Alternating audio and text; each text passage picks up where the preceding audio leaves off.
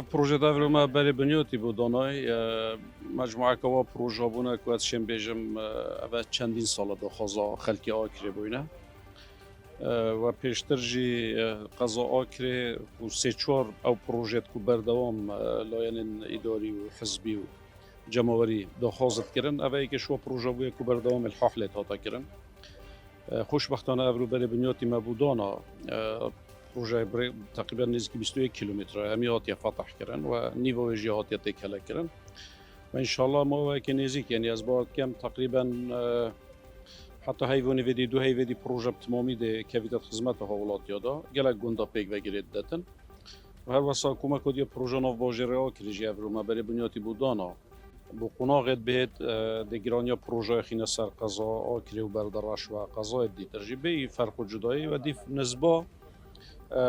جمعیت هم او پروژه توجه کن لی هندگ آواد ویتن تو هندگ مناطق دیف پیوستی آواده برای خدایه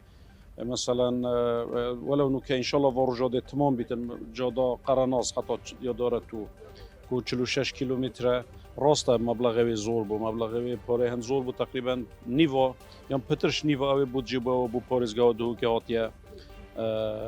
دست نشان کردن بس چنکی پیویز بو و ضرورت بو ما برچاف ورگرتو او جاده الحمدلله هات چه کردن وی رنگ هم برای خود اینه که پیوستی هر قضا که هر ناحیه که چیه یعنی هنده گفت تو مجبوری گلک پترش او راده کو پیوسته تو بو قضا که بکی بو برچاف ور بگیره و انشالله پشت راز بن او بتنیجی نبو آکره بس اصل ازل اینا کم انشالله پاشی فتره که کل دبینم سیدا دهاتی دا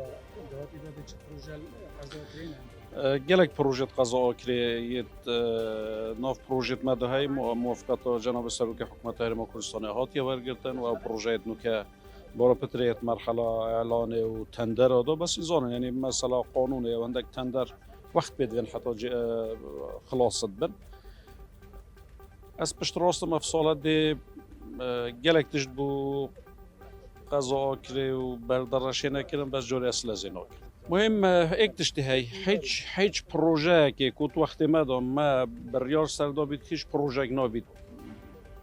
یعنی برو بید بود جا پیویز بو همی پروژه جهاتی تعمی کردن بس او پروژه کو السال دیماهی 2013 حتی نو که آتی راستان دلو سرک تراکم بوینو زیده بوی بارگرانی کازوره یعنی هم نشین یک جار بکن بس